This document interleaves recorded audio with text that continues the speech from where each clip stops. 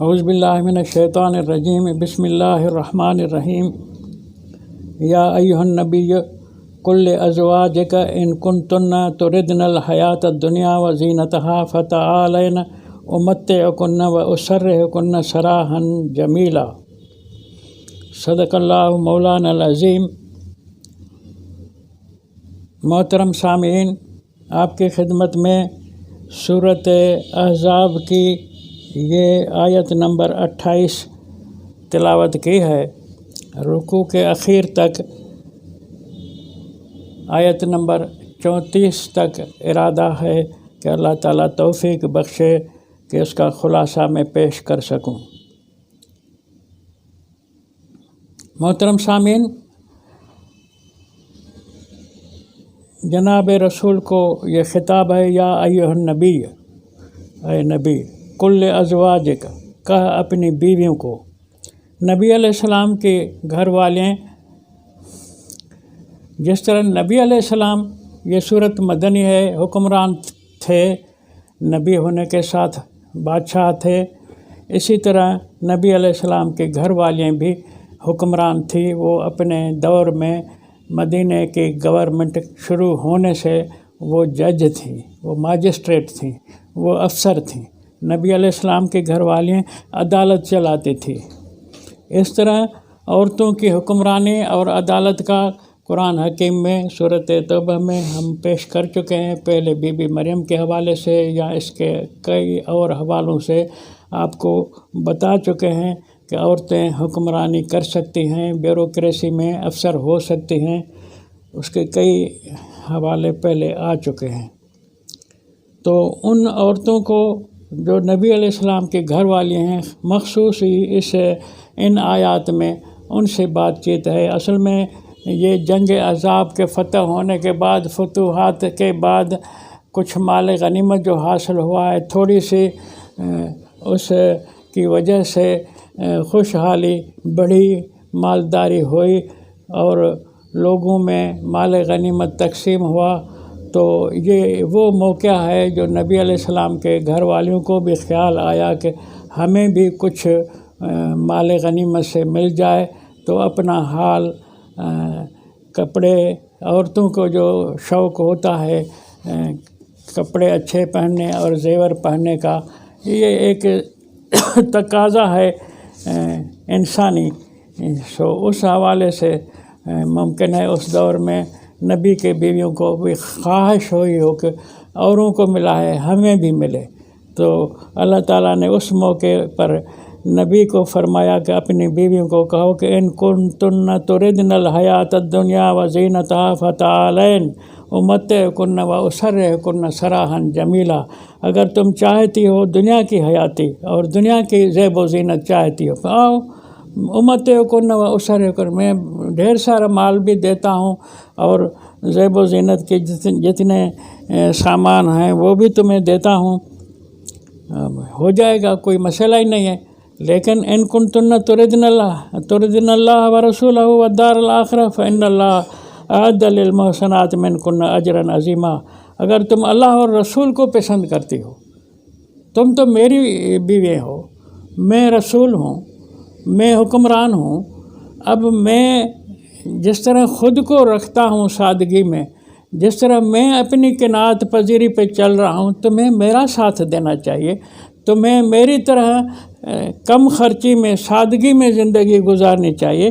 مالداری چاہتی ہو، مال مل جائے گا، لیکن وہ پھر میرے سوا ملے گا، یعنی پھر تم مجھ سے علیحدہ ہو کر کے دولت مند بن سکتی ہو، یا کچھ بھی جو تمہارا چاہت ہے زیب و زینت کا ہو سکتا ہے، لیکن میری وجہ سے تو پھر میری حکمرانی پہ، میری حاکمیت کے اوپر تانا زنی ہوگی کہ نبی کی بیویاں ایسی ہیں، ٹھاٹھ کرتی ہیں فضول خرچوں کے ذریعے وغیرہ وغیرہ۔ سو تم فیصلہ کرو۔ اب اگر میرے ساتھ رہ کر کے تمہیں یہ انقلاب کا کام چلانا ہے تو ان اللہ اعد للمحسنات منکن اجرا عظیما، اللہ نے تیار کیا ہے نیکوکار عورتوں کے لیے، تم میں سے، بیویوں کے لیے تم میں سے اجر عظیم۔ اب اللہ کا اجر عظیم چاہو یا مال چاہو، تم سوچ کر کے فیصلہ کرو۔ یا نساء نبی من یات منکن بفاحشۃ مبینۃ یضاعف لها العذاب ضعفین، میری ہو کر اگر تم میرے ساتھ رہ کر اگر تم یہ اس کو قرآن نے فحاشی کہا ہے۔ فحاشی کی معنی ایک زنا بھی ہے، لیکن یہاں وہ زنا والی معنی نہیں ہے، یہاں ہے کہ نبی کے کردار کو دیکھ کر کے اپنا کردار اس کے برابر میں رکھنا ہے، اس کے ساتھ ساتھ صاحب کردار بننا ہے۔ تو یہاں فحاشی کی فحاشۃ مبینۃ کے معنی ہے یعنی زیب و زینت، جو زیب و زینت ممنوع بھی نہیں ہے۔ اچھے لباس، اچھے زیبائش کے جو زیورات ہیں وہ تمہارے لیے منع ہے، اس کو قرآن نے فاحش کہا ہے، کیونکہ نبی بڑا ذمہ دار ہے، اس کو امت کے سامنے اپنا ایک اعلیٰ کردار اور مثال ثابت کرنا ہے کہ کوئی گھر میں بھوکا نہ رہے، تو نبی سب کی سنبھال کرے، نبی کا خاندان عیال بھی سب کی طرح رہے، ان کو امتیازی مالی پوزیشن حاصل نہ ہو، اور نبی سادگی میں گزار کر جو حکومت کرے گا تو اس میں تم بیویوں کو نبی کا ساتھ دینا ہوگا۔ اگر نبی کا ساتھ نہیں دے رہی تو یضاعف لها العذاب ضعفین، تم میری بیوی ہونے کی وجہ سے ڈبل عذاب کے مستحق ہو جائے گی۔ اللہ کیونکہ تمہاری حیثیت تو حکمران کی ہے، تمہاری حیثیت تو ازواج رسول کی ہے، ازواج نبی کی ہے، اس لیے تمہیں پھر سزا بھی ڈبل ہو جائے گی، کیونکہ عام عورت تو تم نہیں ہو۔ وَكَانَ ذَلِكَ عَلَى اللَّهِ يَسِيرًا، اللہ کے لیے یہ آسان ہے کہ نبی کے گھر والے کی پرواہ نہ کرے اور سزا دے دے۔ کوئی تقرب جو ہوتا ہے کسی رشتے کا، اللہ کے پاس وہ کام اتنا مشکل نہیں ہوتا کہ اس سے بچے، اس کے سفارش کی وجہ سے یا رشتے کی وجہ سے یا قرب نبوت اور قرب رسالت کے وجہ سے ان کو معاف کرے اور گناہ کی سزا نہ دے، یہ اللہ ایسے نہیں کرے گا۔ اللہ ان کو بھی سزا دے سکتا ہے، یہ اللہ کے لیے آسان ہے۔ ہاں یاد رکھو، وَمَن يَقْنُتْ مِنكُنَّ لِلَّهِ وَرَسُولِهِ وَتَعْمَلْ صَالِحًا نُؤْتِهَا أَجْرَهَا مرتين، اگر تم میں سے کوئی فرما بردار ہوتی ہے اللہ اور رسول کی اور عمل کرتی ہے صالح، تو نُؤْتِهَا أَجْرَهَا مرتين، گناہ پر سزا ڈبل، اگر تم فرما برداری کرو گی تو اجر بھی ڈبل۔ فرما بردار ہو کر اللہ رسول کی زندگی گزارو گی تو تمہیں اس کا اجورہ، اسی کی یعنی اجرت مرتين، 2 بار دیں گے۔ ایک بار تمہارا حق اجرت ہے کہ عمل صالح کیا، ایک بار حق اجرت ہے کہ تم نبی کی گھر والی ہو کر کے تم خود کو کنٹرول میں رکھ رہی ہو، اس کا بھی اجر تمہیں دیا جائے گا۔ وَأَعْتَدْنَا لَهَا رِزْقًا كَرِيمًا، ایسی نبی کے بیوی کے لیے ہم نے رزق کریم، بہت اچھا رزق تیار کیا ہوا ہے۔ یا نساء نبی، نبی کی بیویوں، لستن کاحد من النساء، یاد رکھو، خیال رکھو، اللہ کا یہ سلوک تمہارے ساتھ جو ہے اس وجہ سے کہ تم عام عورتیں نہیں ہو، اور عورتوں کی طرح تم نہیں ہو۔ وَإِنِ اتَّقَيْتُنَّ فَلَا تَخْضَعْنَ بِالْقَوْلِ، اگر تمہیں کسی مخاطب سے، گورنمنٹ چلا رہی ہو، تم حکومت چلا رہی ہو، کسی مخاطب سے ڈر لگ جائے کہ اس کے دل میں کوئی کھوٹ ہے، برائی ہے، فلا تخضعن بالقول، پھر اپنے گفتگو میں، پھر آواز میں کوئی نرمی نہ رکھو، سختی کے ساتھ، ڈانٹ ڈپٹ کے ساتھ اسے پیش آؤ، کھرے نمونے سے اس کے ساتھ بات کرو۔ اگر تم نے کچھ بھی ایسے آدمی کے ساتھ نرمی کی، فَيَطْمَعَ الَّذِي فِي قَلْبِهِ مَرَضٌ وَقُلْنَ قَوْلًا مَعْرُوفًا، اگر تم نے کسی کے ساتھ نرمی سے بات کی، اس کے اندر میں کوئی کھوٹ ہوگا تو پھر وہ طمع کرے گا، لالچ کرے گا، جو اس کے اگر دل میں مرض ہوا تو۔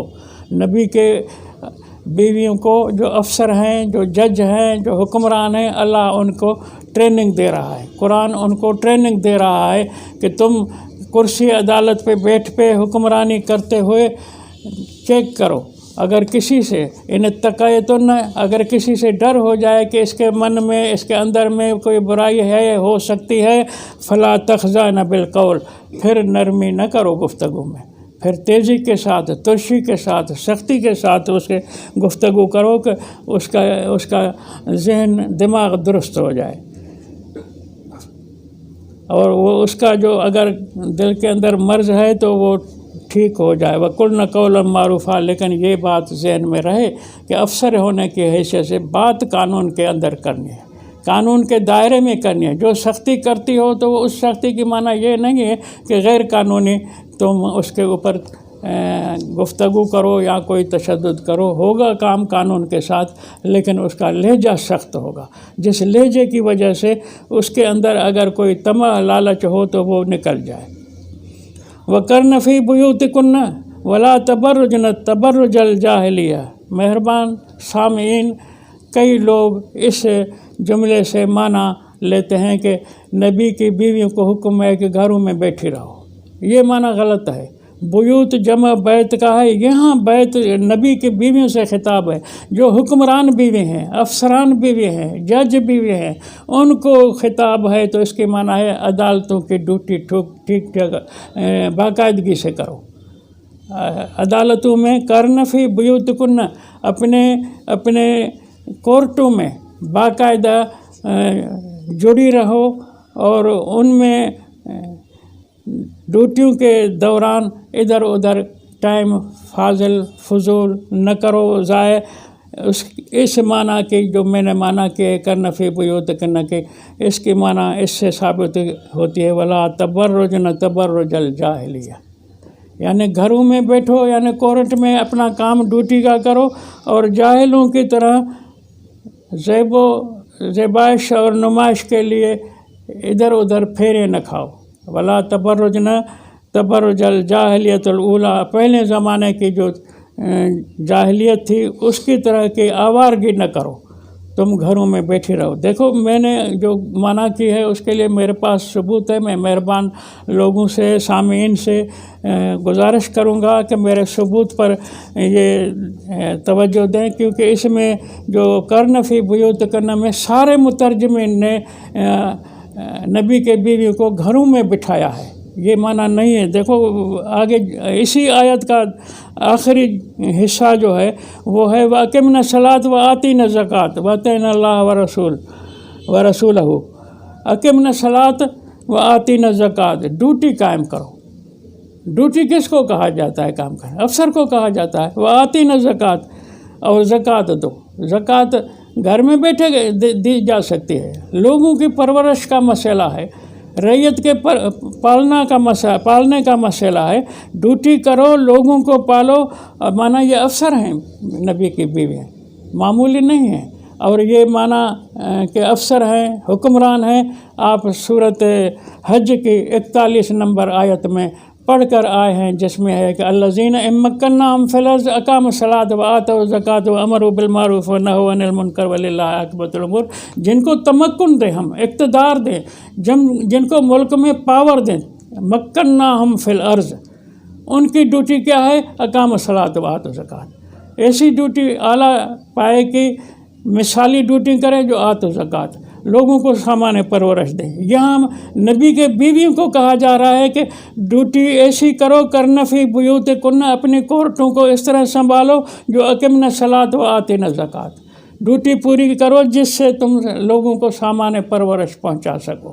تو نبی کی بیویاں حکمران ہیں، نبی خود حکمران ہے، لوگوں نے نبی کو پیر بنایا ہوا ہے، گادی نشین، چندے لینے والا، نذرانے لینے والا بنایا ہوا ہے۔ حدیثوں میں اس کا، نبی کا ایسا کردار بڑے پیمانے پہ کھول کھول کے انہوں نے نبی کو جبہ پوش پیر بنایا ہوا ہے۔ سو یہ ان کی دشمنی ہے نبی کے ساتھ، قرآن کے ساتھ، اسلام کے ساتھ۔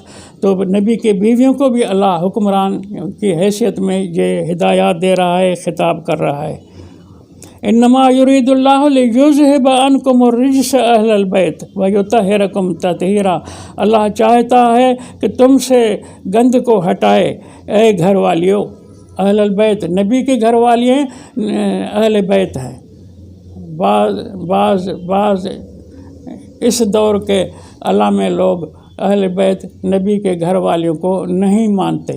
نبی کے گھر والیوں کے سوا تو اہل بیت نبی کی کوئی اور ہے ہی نہیں۔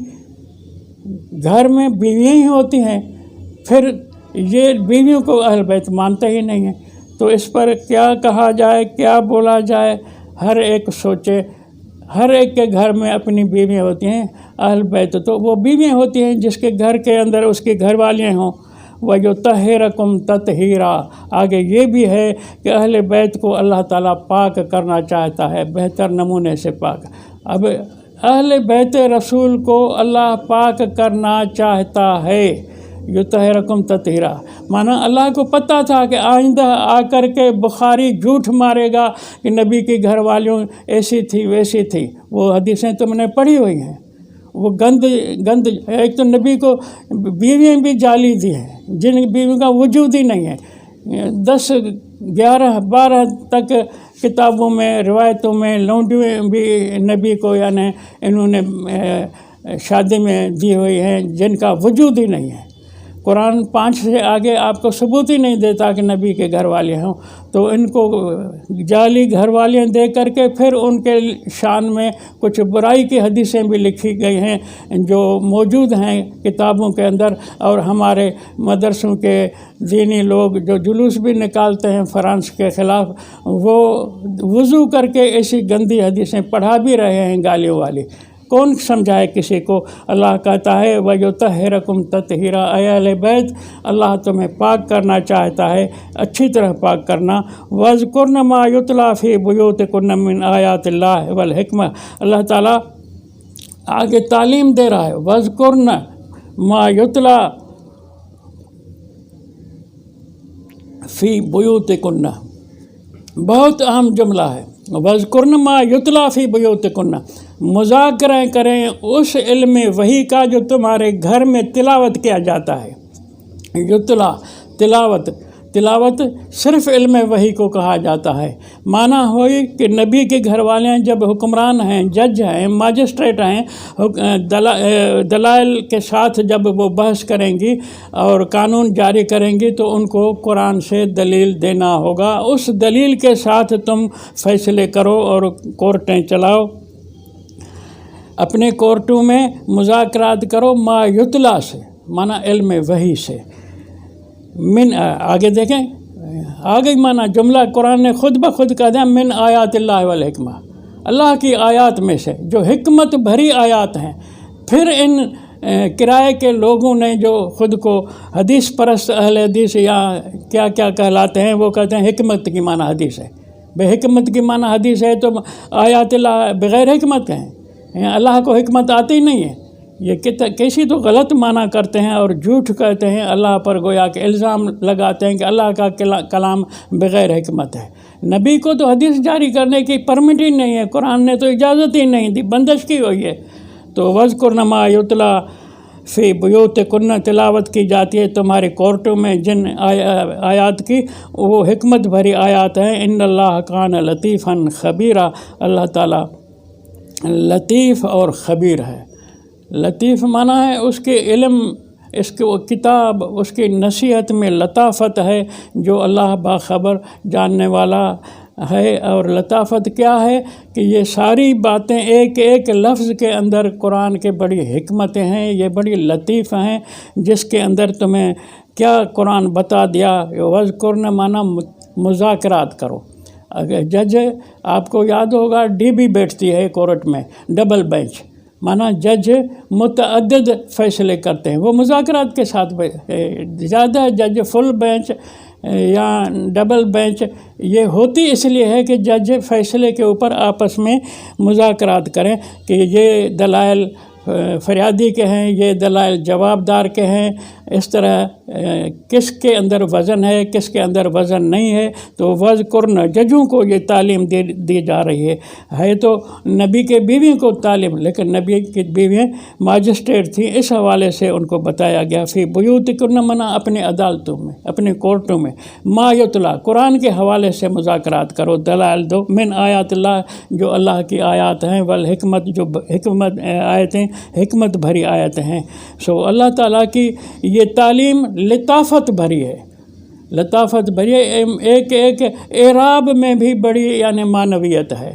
سو اس لطافت کو قرآن کے الفاظ سے، قرآن کے صیغوں سے، لہجوں سے سمجھنے کی کوشش کرو۔